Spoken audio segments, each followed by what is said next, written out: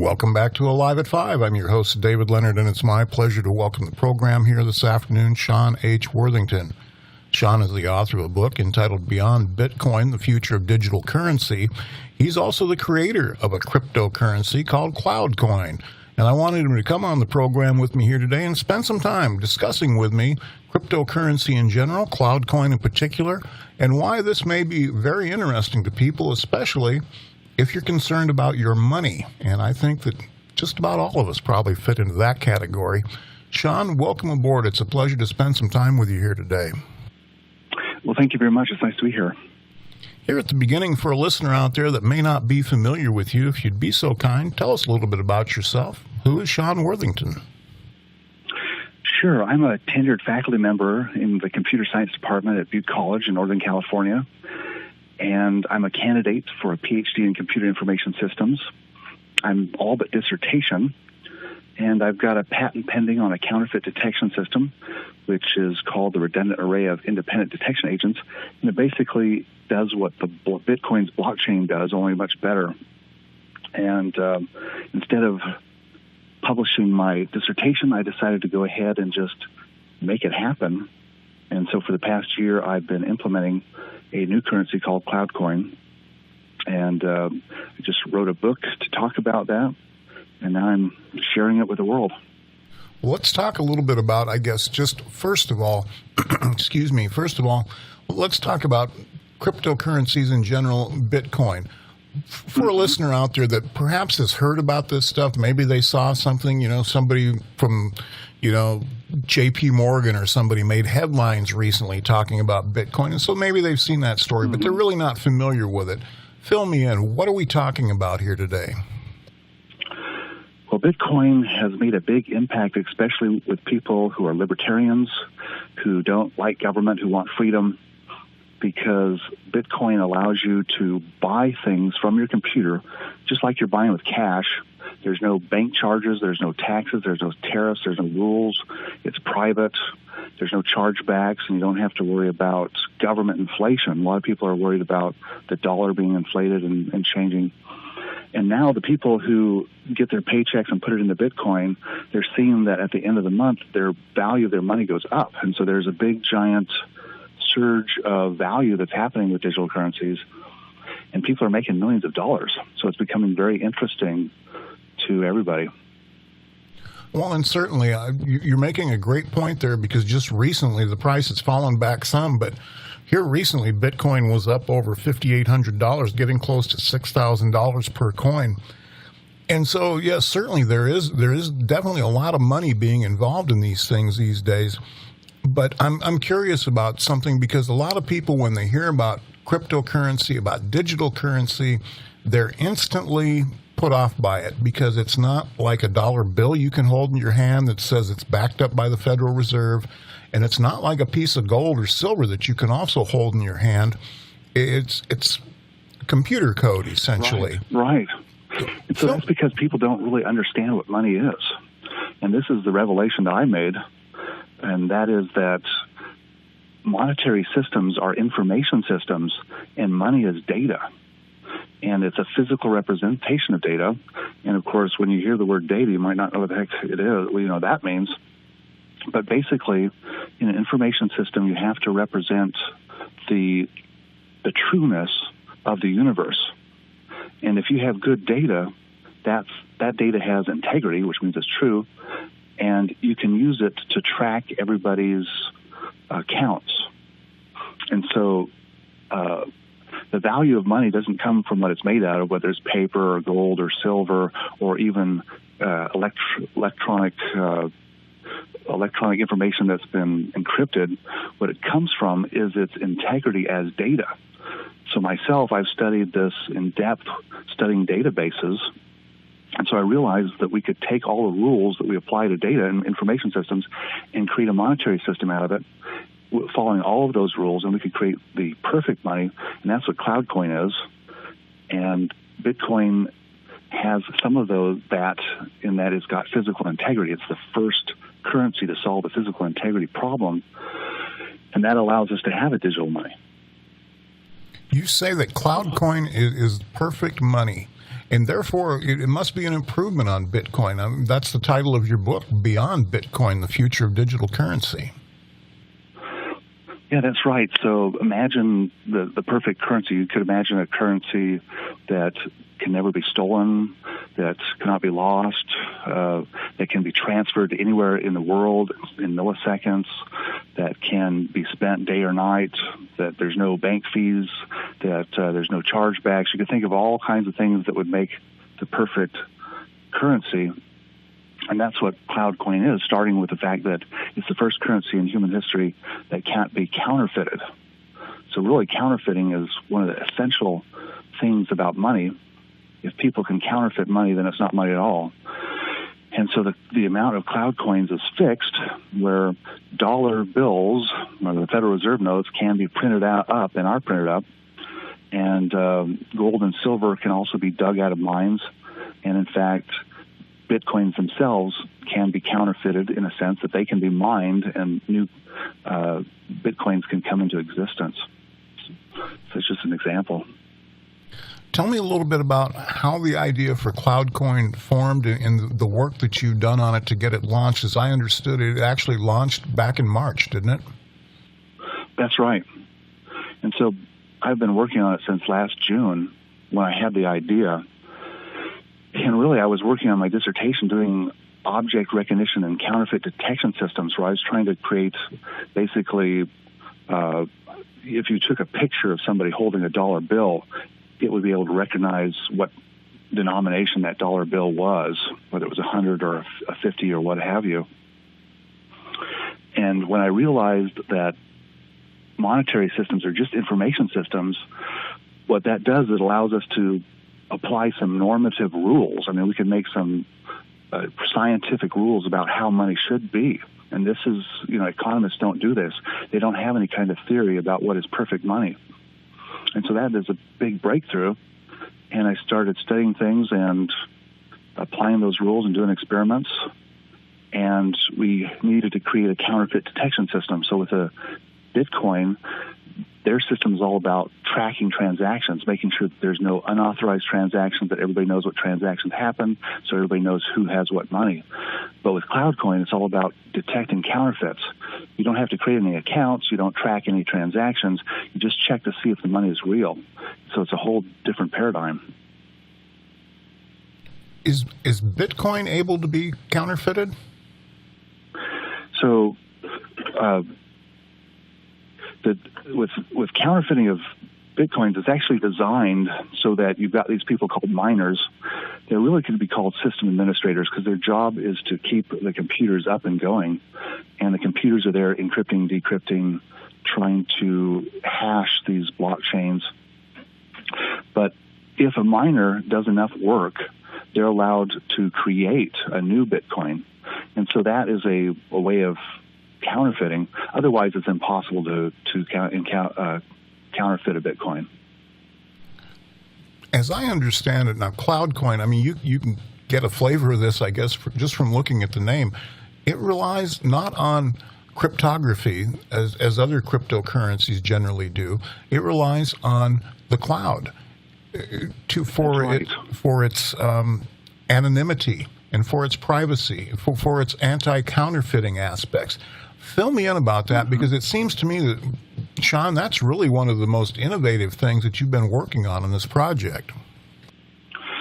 Yeah, so for a currency, any currency, whether it's digital or not, to be real, it's got to have physical integrity, meaning that it cannot be just created or destroyed.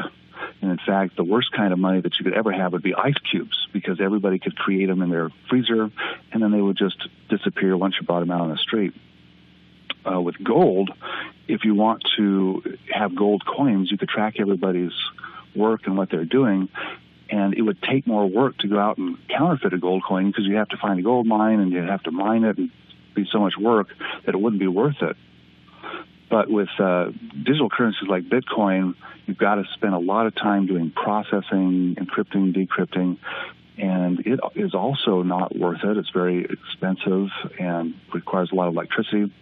With CloudCoin, we've got a new concept where we're using the redundancy of the cloud, and we've got all of these cloud clusters around, and they all hold a little piece of the CloudCoin as password, because basically the CloudCoin has 25 different passwords, and they all hold one of them. And if one of these goes down, they can be recreated, and they trust each other, and they can rebuild and self-heal. And so it creates a system that is a lot like our DNS system, which is what we use to resolve domain names to IP addresses. That's very technical. But we use it every day, and it's never gone down since it's been up in 1985, and we just kind of take the same technology and apply it towards counterfeit detection. And it works extremely well. In terms of the servers that you're accessing, I guess, I'm a little bit curious, because one of the concerns that I know that has been voiced by some people regarding storing information in the cloud is that it is far from private, because whoever controls that server can essentially access your information. And there's been certain cryptocurrency projects, Coin is the first one that comes to my mind, where what they're attempting to do is to decentralize the cloud and therefore add that element of privacy and anonymity. Tell me a little bit about, I guess, what I'm curious about here, Sean, is with CloudCoin, your servers, how safe are they? How secure are they? Well, the way that we've handled this, and this is a novel way that we handle it, we're actually going to apply this to a whole bunch of different technologies, including we want to create our own Facebook and YouTube. But right now, what happens is that all the data is in the CloudCoin, and then the data is shredded, and it's sent out all over to different raida, which are different cloud cluster servers. Each one of these raidas is controlled by a different person or a different company in a different country in a different jurisdiction. And even if they look at their own data and they go into the database and look at it, they can't make sense of it because it's shredded. It's only a 1/25th of the entire big picture. And so in order to somehow get some usable data out of it, they would have to collaborate with all the other 25 RAID administrators to do that.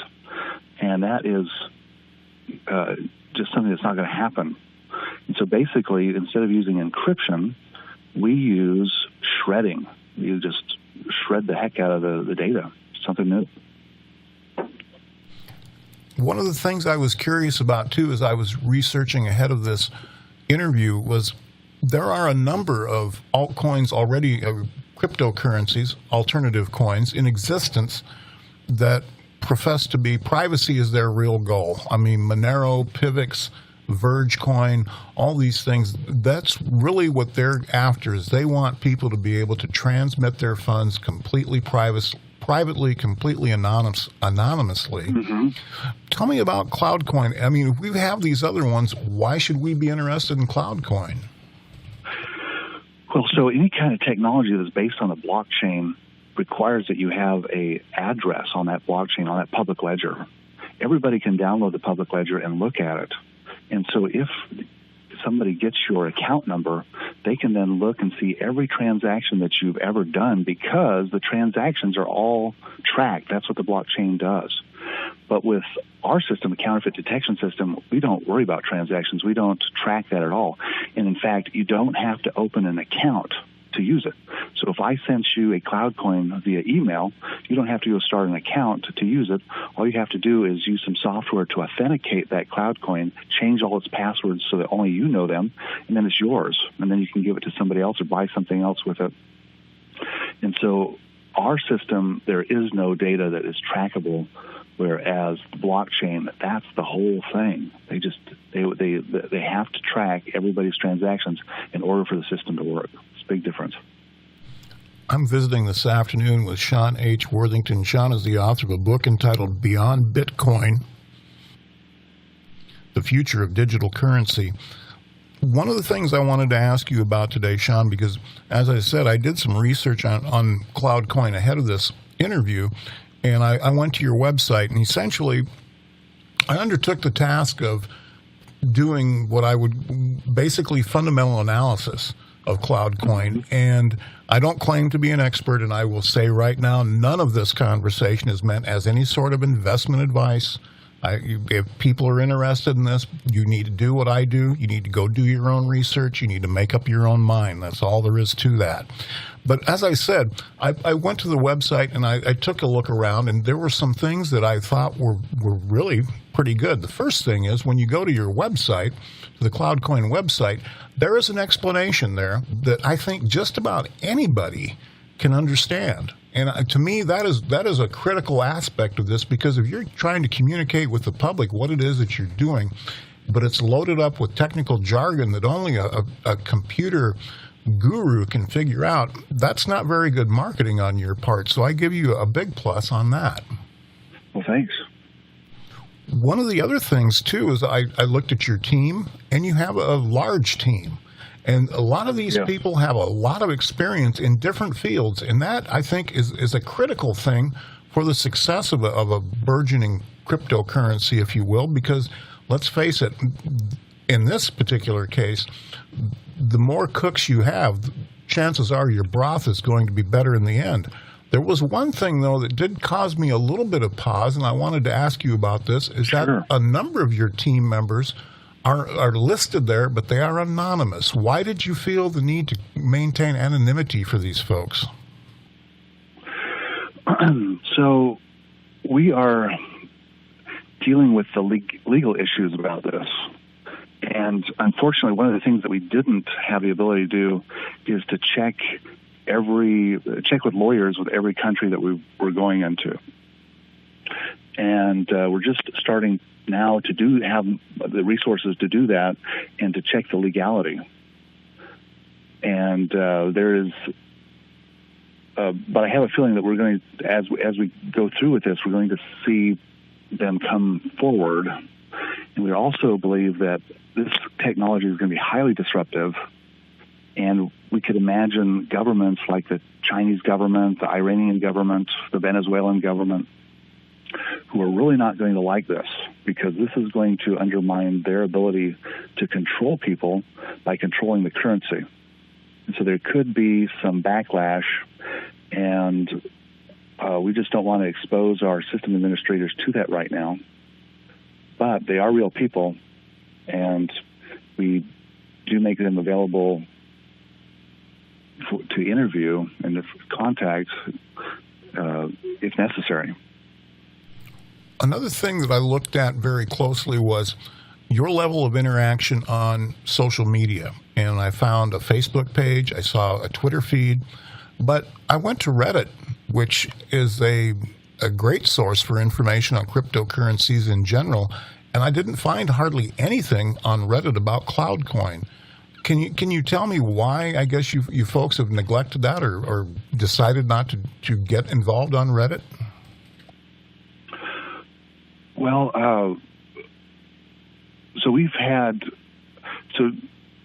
I guess nobody in our team is interested in Reddit, but we do have some people that are in Spanish, and so I think there's some Spanish articles on there, and we have some Colombians and some Venezuelans that have done some stuff there, but so I guess you could say that we're computer scientists and we're not social media people, and we're not trying to hire any folks to go out and hype us. So I guess it just hasn't happened organically. Well, and hopefully it will sometime. Well, and that's a fair response. But I think you would have to agree with me that marketing in general is going to have to be a priority for your project in order for you to achieve adoption and usage. Absolutely. But even more important than that is making sure that we've got all of our software going and that everything works perfectly good. And we've just basically been able to make it so that everything's working perfect.